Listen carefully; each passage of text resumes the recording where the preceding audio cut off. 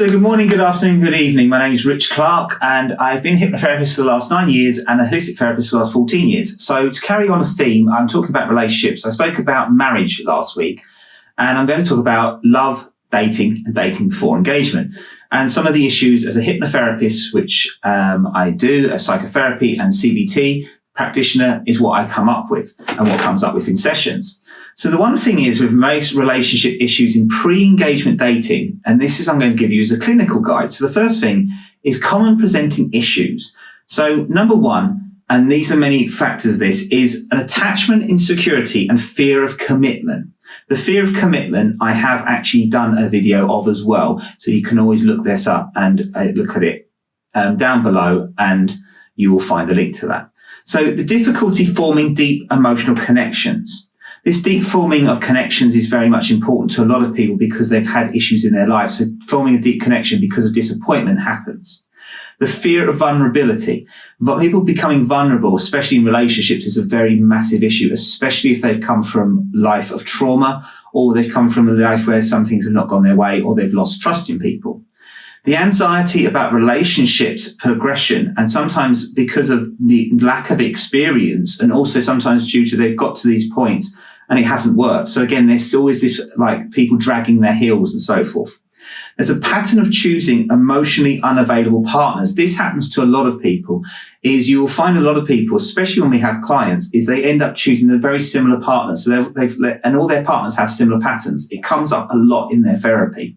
And they go, oh, I can see the link now, but they didn't before. And that's where you have to reframe and change the trigger of why they keep attracting. So eventually when they do meet other people, they notice them unemotional partners. They notice all these different things, which they then won't do and go back to, which they know causes them heartache. Number two is communication barriers.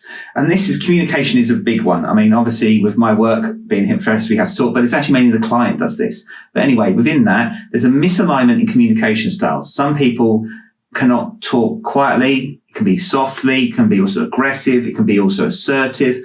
Also different cultures have different ways of talking to each other and so forth. This is very apparent.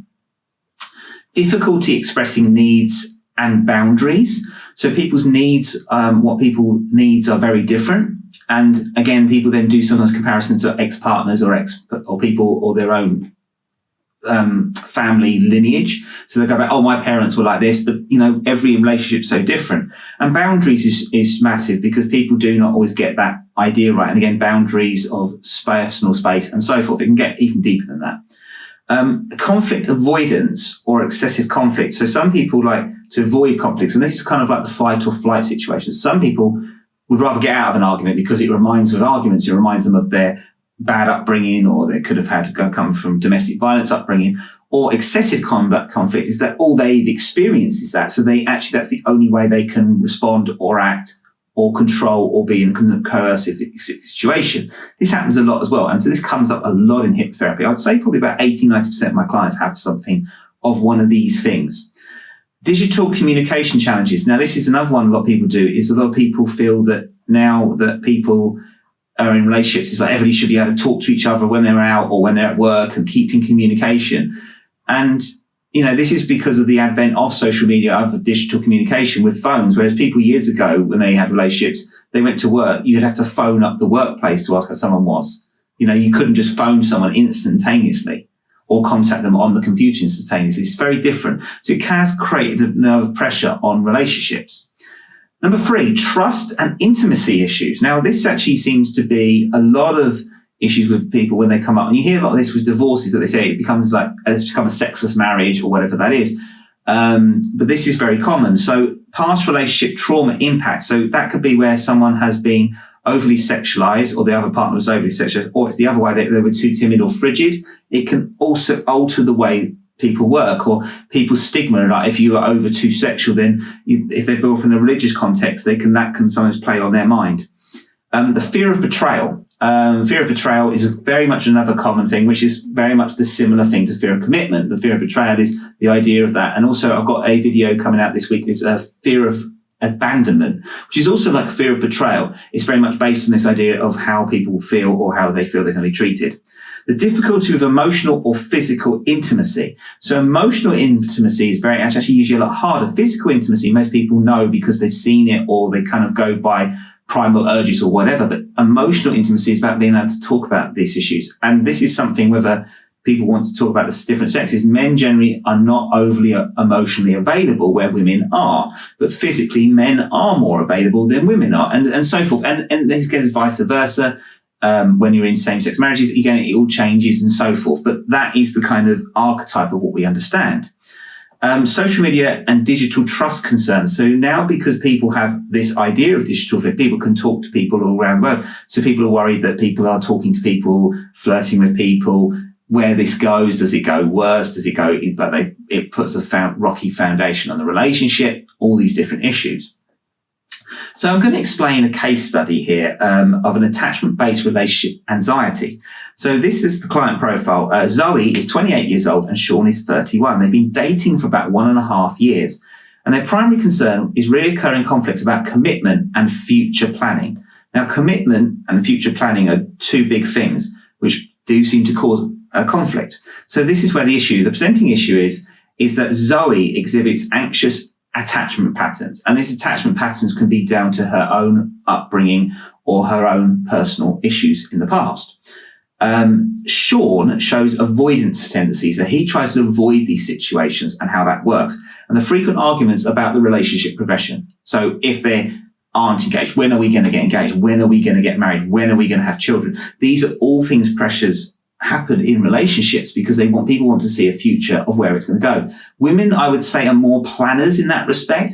Men are more easygoing with the flow. Again, it changes different ways in certain ways. But again, we're just going by the archetype ideas. And the communication breakdown during stress. So when people get stressed, their communication breakdown, because either one ends up shouting, one's a responder, or one's just listening, or one person doesn't want to listen or doesn't want to get involved in the conflict. Again, these are all things we have to deal with. So this is what example of a case study would happen.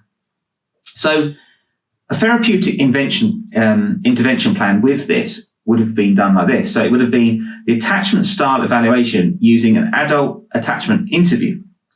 This is how they learn about how people feel about when a partner's away and so forth. And they do these questionnaires. Quite useful. I do these without using that terminology, but we ask these patterns and we ask these questions which are very relevant. Number 2, relationship satisfaction assessment using couple satisfaction index called a CSI. So what people are satisfied. If there's a lot more negatives than positives, usually that would be the sign of a relationship isn't working out very well. So again, these are things we have to look at. But again, satisfaction, ideas, how we work with that and then understand that of how that works in a longer term situation. An individual history taking focuses on relationship patterns. So what's the pattern and what happens in these relationships? This is very, very common. So we have to work out what is relationship patterns, what has happened to the past of these people's relationships and why they keep having up these same problems. Again, because they're probably going for the same archetype of person. When I mean archetype, it's a type of person. They go for the same person with the same issues. And that's because they haven't sorted out the problem of where they go with this. And the reason I know more about this is I deal with this quite a lot. People are saying, oh, this person's this, it reminds me of this and reminds me of that. When it comes up in hypnosis, and I'm like, then that's telling you that you're going for the wrong person, or you're expecting this same person to change and they never will. You can't expect change from people if they don't want to change. It's just, it's the nature of the beast. So other treatment approaches, and there's a fair few. So from a hypnotherapist point of view, is we look at timeline therapy for past relationship trauma. Probably the most important thing when we're dealing with relationships. Future pacing for positive relationship visualization. So can they see the future of where this relationship will be positive? It's very important to see the future, especially this with female clients, because they do think more futuristically. Men, like I said, go more with the past. They work more in the now. This is how they are. It's kind of how it works. Anchor installation for emotional regulation. So anchoring means of how they can keep stable, how they stabilize their emotions, and how they can regulate them. Anchoring is very important in this, and it's done very much in hypnotherapy.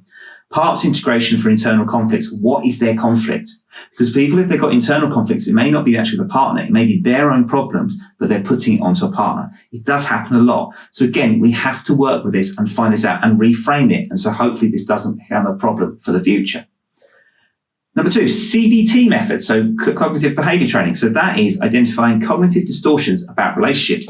What are their expectations? What are their expectations within that relationship? What they expect? What do they want? What they feel their respect levels are? Is there a lot of compensation? Is there a lot of coincidental ideas of where that goes? The next one is challenging negative relationship beliefs. And that's where people, if they've seen bad relationships, can then believe that going into a new relationship. And they have to remove that, because every relationship should be new, fresh, and different. Every person and everyone's a unique individual. So just because someone's done this in the past, in a previous relationship, doesn't mean that will happen in this one. That's why a lot of people, when they have been divorced, they really struggle then to go into a new relationship, because they harp on all the stuff what's happened before. The other one is behavioral experiments for trust building. So how do they build trust? How do relationships build trust? These are all things we can do in hypnotherapy. And this is why actually when you do things, people do couples counseling, I've done some of this, is what you should do is also work with the persons individually, but also as a couple in between. And you can do that very easily. Online, it's very easy. Someone can go away for a while, come back, and these things can happen very much easily. And again, it's about having confidence and also being confidential and also knowing and also being honest with each other. Honesty and communication is probably one of the biggest things most relationships fail on.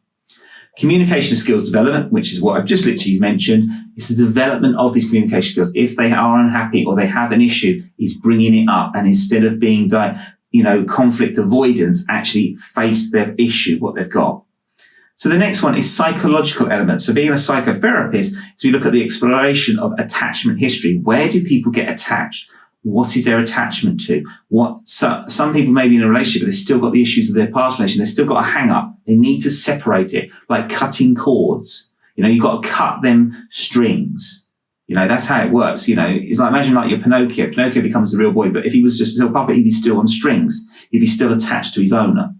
And this is where humans' behavior is that they sometimes go too nostalgic and relate on the past, but everything has its reasons and everything has its lessons to learn from. So processing childhood relationship models, very important in psychotherapy, because what has a child with children, they're so impressionable, is what they've seen as relationship models. So if they've seen bad relationships in their growing up, they think that all relationships are bad. If they've seen all good relationships in their past, they think all relationships are good, and it's not the case. Everybody, there's, some things just don't fit. It's like a Lego brick. You've got two Lego bricks and they have to fit together. If you're using the same type of block, they won't fit. You can't fit like a magnet. Plus and plus can't work together. Negative and negative can't work together, but plus and negative can. That's how energy works. It's how all of our relationships work.